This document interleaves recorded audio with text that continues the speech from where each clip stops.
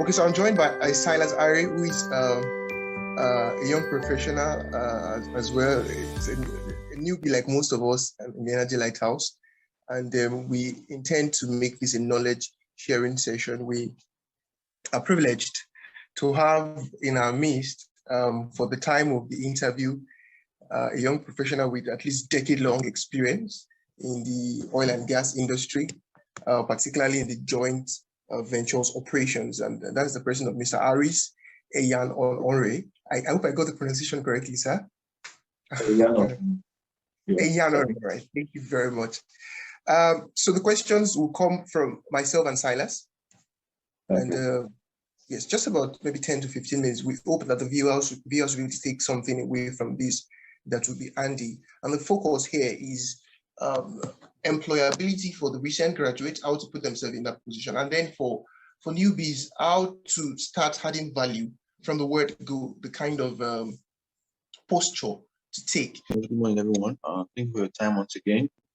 I will just ask the very basic first question and say, as a young professional, are there some basic facts, some basic challenges that young professionals must face, must overcome, irrespective of their workplace, irrespective of the kind of colleagues or the nature of colleagues they work with? You know, that can affect how they start. But are there very basic, fundamental challenges that young professionals are expected to overcome while they try to make a career for themselves?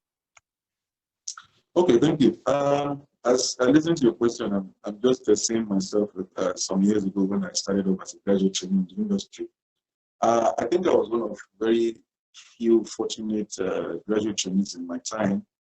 I had this opportunity to learn early, to work with the top bosses in my organization, not just my organization, the industry at large. I and another graduate trainee were co-opted into a committee that was set up. We were supposed to just take minutes of meeting. I remember having all these thoughts back then. How am I going to grow to this level? I'll sit down writing notes. I'm listening to the MDs of Petroleum Equalization Fund, PPPROA, NNPC Retail. Then I was in downstream. I would listen to them talk and making notes, and I was just asking myself, how will I get to that level? Well, I learned something that was very pivotal. Like every young man out of school, you have a lot of energy, you have ideas. I learned something. I learned to listen. Listen. There's a lot to learn, trust me. You quickly find out that the workplace is not exactly the YDX. As enthusiastic as you be when you come into the workplace, you realize that there's a lot, and you will not learn if you do not place yourself in a place of listening. Like I said, it's a highly skilled industry, and the only way to learn in the industry is to put yourself in a position where you learn by listening, by watching, by asking questions. You can't miss it. You can't miss it. I mean, people who have skills usually enthusiastic to pass on those skills if they find you an interesting person. So don't be laid back and never be scared to ask questions. Be polite, but let it be seen by the people, your superiors, that you are eager to learn. Best would you advise that recent graduates, or perhaps even energy those are still studying in university, how best would you advise that they understand the situation and position themselves, or perhaps respond to this to the climate? Thank you, sir.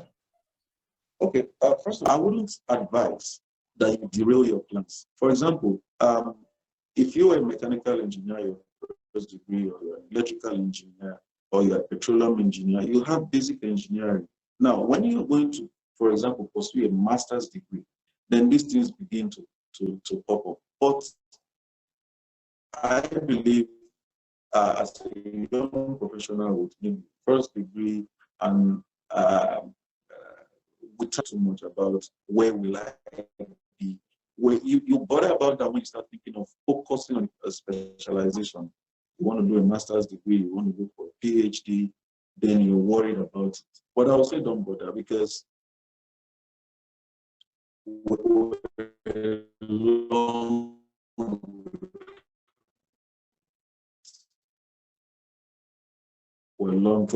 For some time, for the nearest future, Nigeria, the third world country is going to be heavily dependent on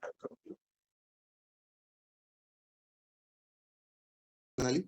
Or something to learn on. So I want to ask you, how important is awareness of your personality and maybe the awareness of others and how to manage it? That's among teams now. So that would be the final question. Ability to study the personalities of the people around you and know how to interact with each of them, okay, goes a long way to help you build that kind of skill. But I mean, these things, you don't learn them overnight.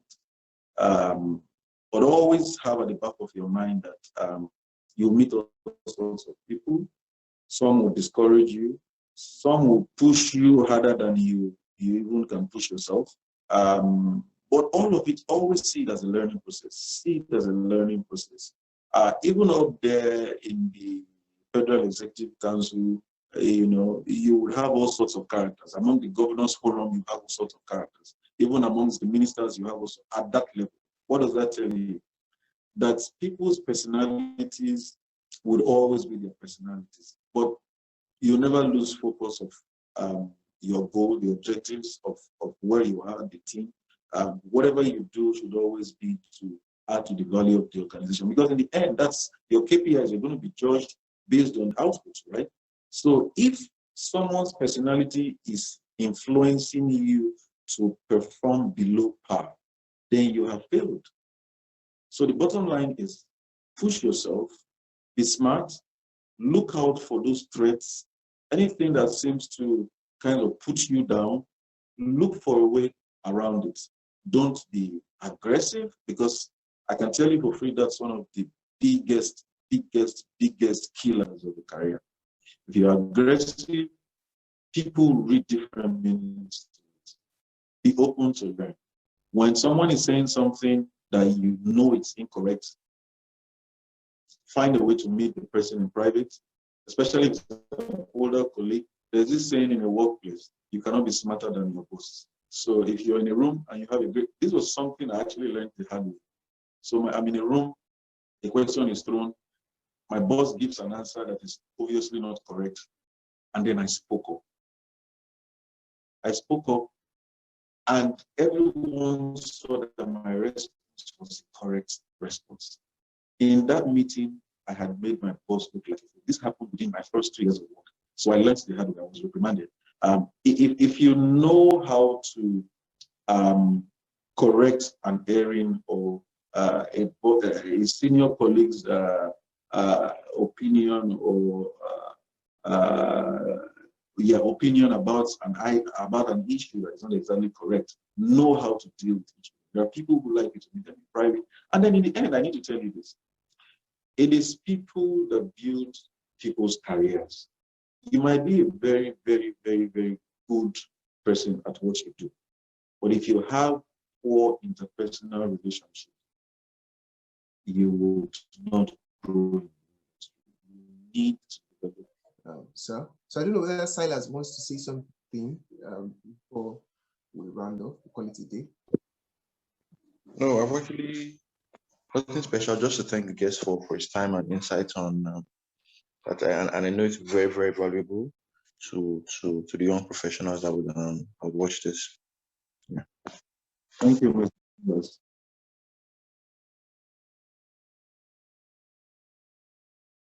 All right, sir. Thank you very much, sir. So from me, bye for now, sir. Have a nice weekend, sir. Sorry, we encroached into your weekend. You have a nice time. I'm off to the tennis. All right, sir. Thanks a lot, sir.